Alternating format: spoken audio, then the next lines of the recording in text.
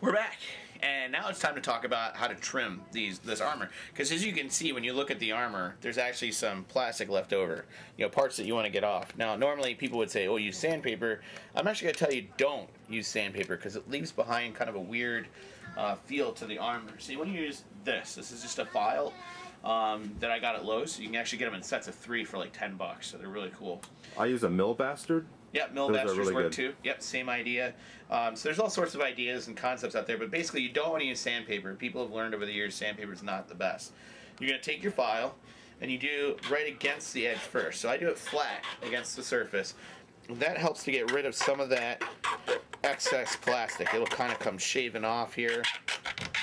You can kind of see some of that plastic come flying off. And sometimes you do need to pick at a little bit and make sure that you're getting it down. But you want to try to get that semi-smooth. Now, that's not going to solve all your problems, because even when you do that, as you go back through, you're still going to have these pieces on the edge here. Okay, and that's what you do called beveling. You're going to go at a 45-degree angle against the edge. So now I'm not going straight on, I'm at an angle, and basically you're going to file it down so there's like a nice smooth angle here off the front. Now the cool thing about that is, and actually one of the reasons you want to do that is you want this to be as smooth as possible. The way I liken it is if a kid comes up and hugs you, because believe it or not they have a tendency to hug Mandos, not sure why, but they do. You want to make sure you don't hurt the child.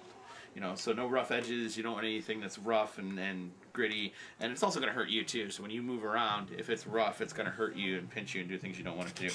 So again, you go flat surface first, and then when you go back over it, you're going to file it at a 45-degree angle and kind of give it a nice kind of beveled edge so it's smooth. You want it to be silky smooth. That's how we are in the Mandalorian mix. Do you want to do that on both sides, just the front side? I usually do it on both sides. Some people only do the front side. They determine one side as being the front, and that's what they do.